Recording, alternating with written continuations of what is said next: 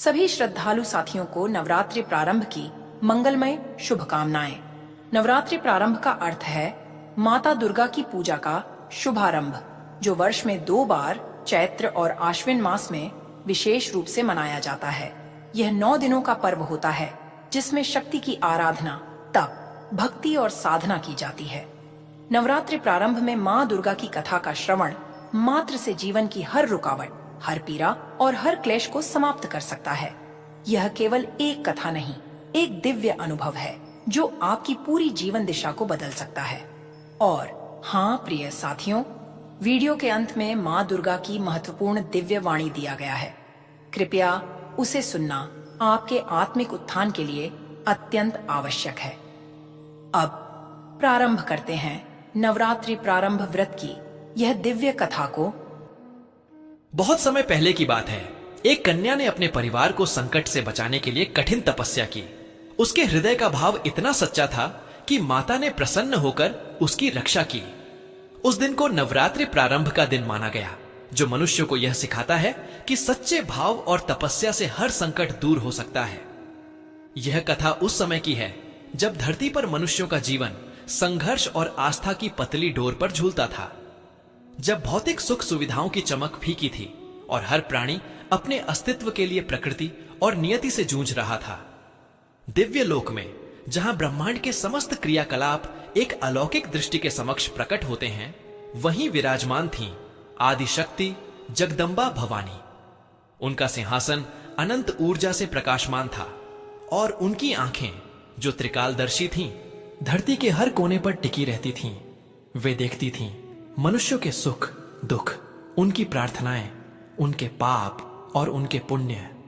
कभी कभी जब वे किसी अबोध बालक की भूख से बिलखती ध्वनि सुनती या किसी मां के कलेजे पर लगे घाव को देखती, तो उनकी दिव्य आंखों में भी जल भर आता था। यह सत्य है कि उनका हृदय दुष्टों के लिए वज्र सदृश कठोर हो चुका था, जिसने अनगिनत राक्षसों का संहार किया था। पर निरीह प्राणियों के कष्ट देख उनका मातृत्व पिघल उठता था। वे सब देखती थीं, सब सहती थीं, मनुष्यों की पीड़ा, उनकी मूर्खता और उनकी अज्ञानता। उनका दिल कठोर हो चुका था, कठोर इन अर्थों में कि उन्हें नियमबद्ध ब्रह्मांड के कर्मचक्र को चलने देना पड़ता था, जिससे वे सीधे हस्तक्षेप नहीं कर पाती थीं, जब तक कि कोई सच्चा भाव उन्हें विवश न करे। इसी असहनीय पीड़ा को माता दुर्गा सहायता था, एक अलौकिक मौन में, जो केवल एक माँ ही समझ सकती है। धरती पर एक छोटे से गांव में, जिसका नाम शांतिवन था, एक परिवार रहता था। नाम था उनका हरिप्रसाद, उनकी धर्मपत्नी शांता और उनकी इकलौती पुत्री अनाम्या। अनाम्या, जैसा कि उसका नाम था, साधारण नहीं थी। उसकी आंखों में एक ऐसी पवित्रता थी जो किसी भी हृदय को छू सकती थी। वह अपने माता पिता की आंखों का तारा थी, एक मासूम और निश्चल आत्मा। लेकिन शांतिवन पर संकट के बादल मंडरा रहे थे। कई वर्षों से वर्षा नहीं हुई थी, खेत सूख गए थे, कुएं खाली हो गए थे और पशुधन मरने लगे थे। अकाल का साया गहराता जा रहा था और उसके साथ ही एक अज्ञात बीमारी ने गांव को अपनी चपेट में ले लिया था। हर घर में मातम छाया था। हरिप्रसाद और शांता का घर भी अछूता नहीं था। उनके खेत बंजर हो चुके थे और उनकी छोटी सी झोपड़ी में फाके पड़ने लगे थे। अनाम्या की आंखों ने पहली बार अपने पिता को रात भर चिंता में डूबे देखा था और अपनी मां को अंधेरे में आंसू बहाते हुए सुना था। मां, आज भी भूख लगी है, अनाम्या का छोटा भाई 5 साल का गोपाल दुर्बल स्वर में कहता। शांता उसे अपने सीने से लगा लेती, उसके सूखे गालों पर चुंबन करती और उसकी अपनी आंखों से आंसू छलक पड़ते। बस थोड़ा सब्र कर मेरे लाल, मैं कुछ ढूंढती हूं। लेकिन वह जानती थी कि उसके पास कुछ नहीं था। हरिप्रसाद बाहर गांव वालों के साथ किसी समाधान की तलाश में भटकते रहते, पर हर तरफ निराशा ही निराशा थी। अनाम्या, जो अभी मात्र 14 वर्ष की थी, इन सब कष्टों को भीतर ही भीतर सह रही थी। उसके कोमल हृदय में अपार कष्ट था, इतना अपार कि वह किसी को बयां नहीं कर सकती थी। उसे अपने माता पिता की दुखती आंखें, गोपाल की सूखी मुस्कान और गांव के बच्चों का भूख से मुरझाया चेहरा अंदर ही अंदर चीर रहा था। वह रात में जागती रहती, अपनी मां के अंधेरे में सिसकने की आवाज सुनती और उसका अपना गला घुटने लगता। क्यों हो रहा है यह सब? क्या ईश्वर नहीं सुनता हमारी पुकार? ये प्रश्न उसके बालमन को मथते रहते। उसका हृदय दया से भरा था। वह अपने परिवार के लिए कुछ भी कर सकती थी। लेकिन क्या? एक दिन उसने अपने पिता को यह कहते सुना, अब कोई उम्मीद नहीं बची शांता। गांव के वैद्य भी हार मान चुके हैं। हम सब बस मृत्यु की प्रतीक्षा कर रहे हैं। इन शब्दों ने अनामिया के अंदर कुछ तोड़ दिया। नहीं, उसके मन ने चीखा, ऐसा नहीं हो सकता। वह अपने परिवार को ऐसे हारते हुए नहीं देख सकती थी। रात के गहन अंधकार में जब पूरा गांव सो रहा था, अनामिया अपनी झोंपड़ी से बाहर निकली।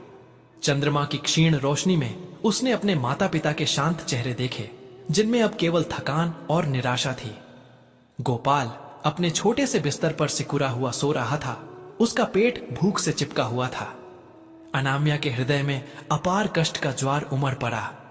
उसकी आंखों से अविरल आंसुओं की धारा बह निकली। मैं इन्हें ऐसे नहीं छोड़ सकती, मैं कुछ करूंगी। उसे याद आया, उसकी दादी अक्सर उसे देवताओं की कहानियां सुनाया करती थीं।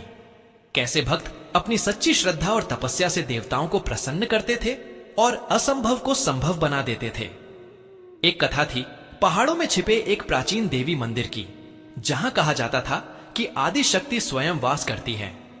वहां जाकर जो सच्चे हृदय से पुकारता है, उसकी हर इच्छा पूर्ण होती है, दादी कहती थी। यह विचार उसके मन में बिजली की तरह कौंधा। तपस्या, मुझे तपस्या करनी होगी। यह एक जोखिम भरा, अकल्पनीय निर्णय था एक बच्ची के लिए, लेकिन उसके हृदय में परिवार के प्रति प्रेम इतना तीव्र था कि उसने हर भय को रौंद डाला। अगली सुबह उसने बिना किसी को बताए कुछ सूखे पत्ते और एक मिट्टी का घड़ा लेकर घर छोड़ दिया।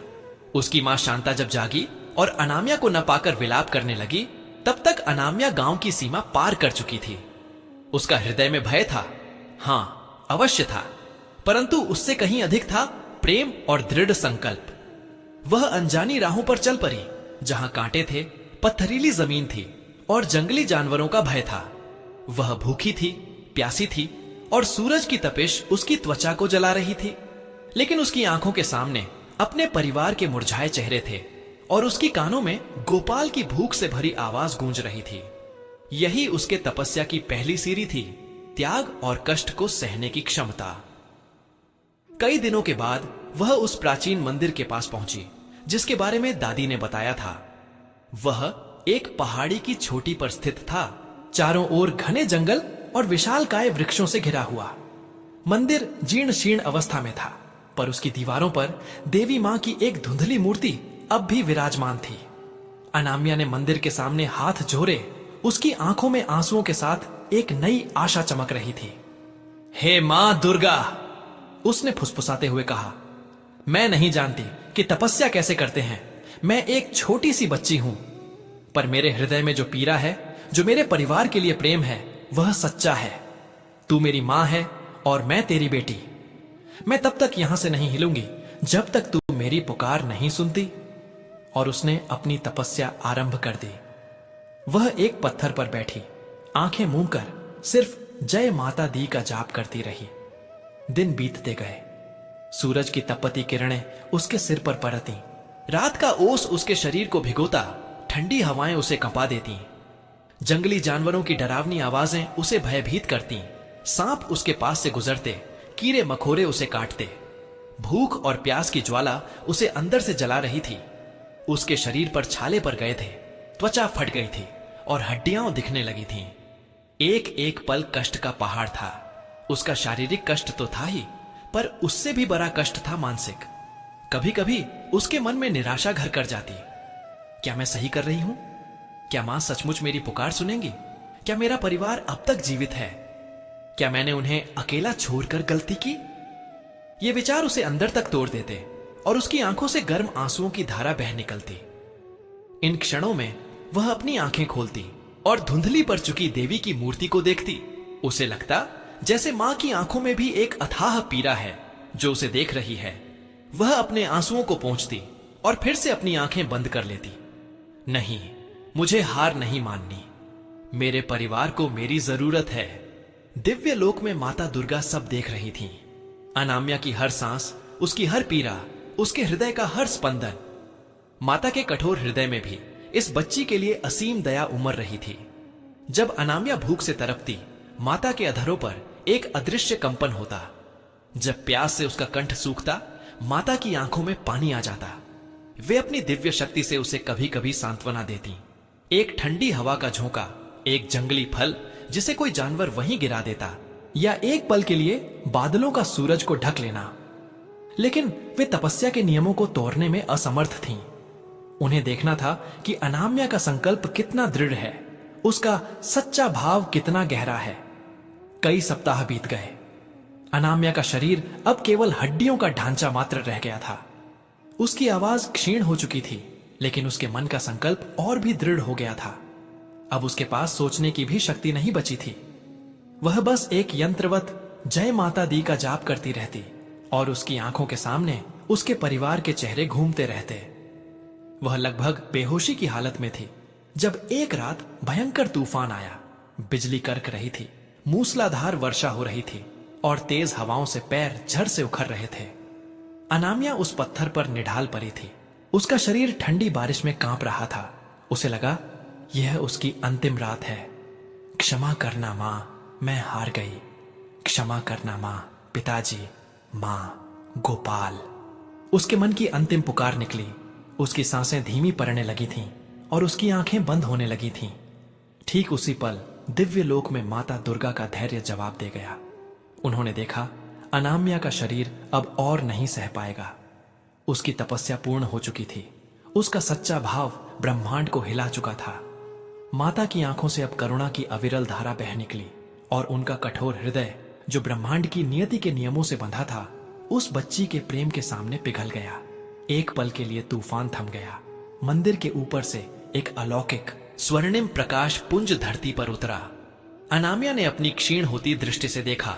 उसके सामने वही धुंधली मूर्ति अब जीवंत हो उठी थी। देवी मां अपने पूर्ण स्वरूप में प्रकट हुई। उनके 8 भुजाओं में शस्त्र सुशोभित थे। उनका मुखमंडल दिव्य प्रकाश से जगमगा रहा था, पर उनकी आंखों में अनामिया के लिए असीम वात्सल्य और करुणा थी। अनामिया की आंखों से आंसू बह निकले। ये दुख के नहीं, बल्कि कृतज्ञता और प्रेम के आंसू थे। मेरी बच्ची अनामिया।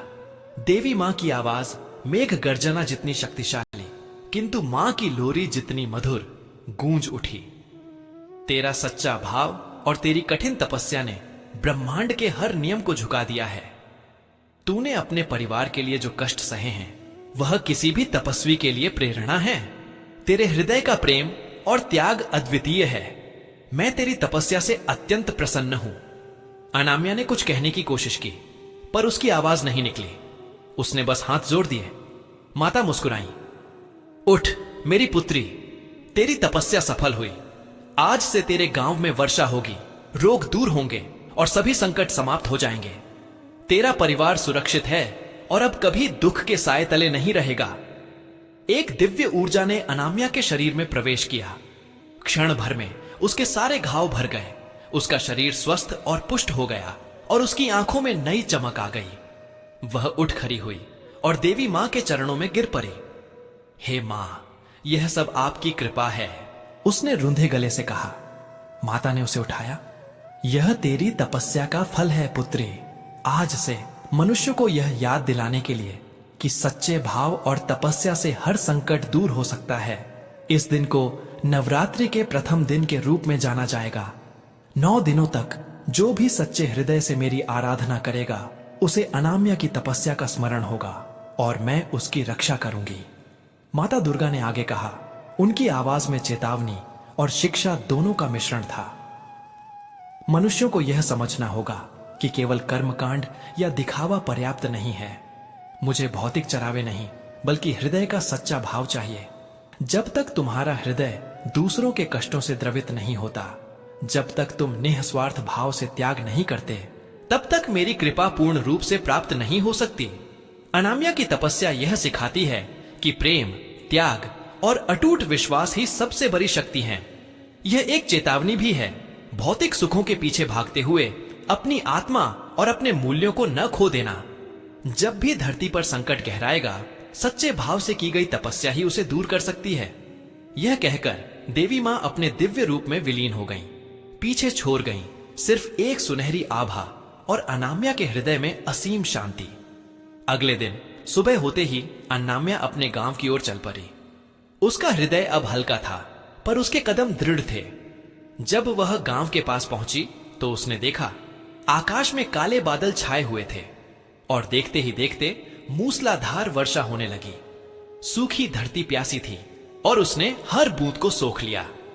गांव वाले बाहर निकल आए, अपनी आंखों पर विश्वास नहीं कर पा रहे थे। उनकी आंखों में आंसू थे, पर इस बार ये दुख के नहीं बल्कि आनंद और कृतज्ञता के आंसू थे। अनाम्या घर पहुंची। उसके माता पिता जो उसकी चिंता में सूख गए थे, उसे देखकर स्तब्ध रह गए। अनाम्या ने उन्हें गले लगा लिया।